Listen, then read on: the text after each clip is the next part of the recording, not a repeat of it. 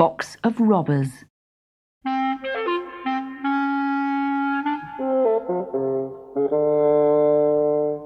Martha was all alone in the house and feeling very bored.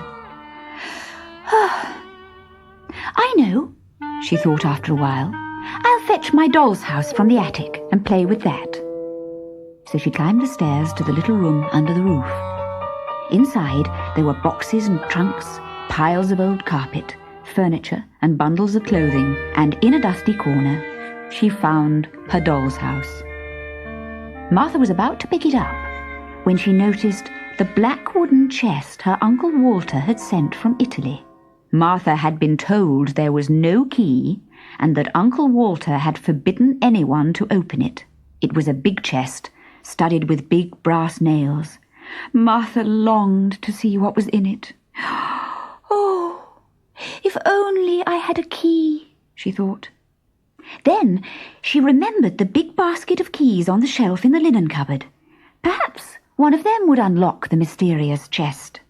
Martha tried one key after another. At last, an ancient brass key slipped into the lock.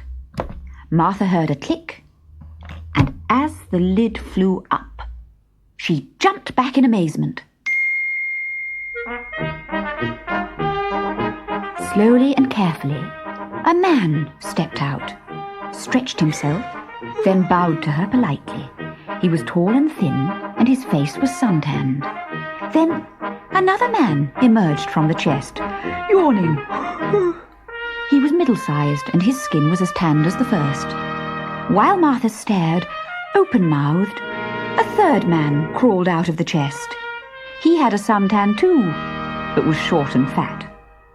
And they all wore long red velvet jackets, braided with gold, and sky-blue satin breeches. Their hats had broad brims, and ribbons fluttered from the crowns. They had big gold rings in their ears, and knives and pistols in their belts. Their black eyes glittered, and they wore long, curling moustaches. "My, you were heavy!" exclaimed the fat one. "You squeezed me out of shape." "There's no need to be disagreeable," said the middle-sized man. "Permit us to introduce ourselves," said the thin man to Martha. "This is Luigi." The fat man nodded. "And this is Benny." The middle-sized man bowed. "And I am Victor. We're Italian bandits." "Bandits!" cried Martha in horror. "Perhaps in all the world there are not 3 bandits more terrible and fierce," boasted Benny. "That's true," said Luigi, nodding. "But it's wicked," cried Martha. "You're right," said Victor. "We're extremely wicked." "That's true," said Luigi, nodding. "But it's naughty," said Martha. "Naughty?" gasped Benny with a horrified look. "I little thought to be called that, and by a lady. Oh! But how are we to be bandits unless we're wicked?" "Well, stop being bandits." Luigi sat down on an old chair and wiped his forehead with a yellow silk scarf. Benny and Victor stared at Martha with pale faces. "But what shall we do for a living?" "See," all 3 said. "Oh, there's lots to do. You could drive a bus, or be a clerk, or become policemen." "Policemen?" they said, shaking their heads. "But our business is to rob." Martha tried to think. "I know it's hard, but you could try." "No," cried Benny. "Bandits we have always been, and bandits we must remain. There are always people to rob." "Brothers," said Victor suddenly, "let's rob the house we're in." "Of course," shouted the others. Benny turned to Martha. "Stay here. If you stir one step, your blood will flow. But don't worry. I don't really mean it. That's just the way bandits talk. Of course, we would never, ever hurt such a nice young lady as you. Then the three crept quietly down the stairs with cocked pistols and knives between their teeth.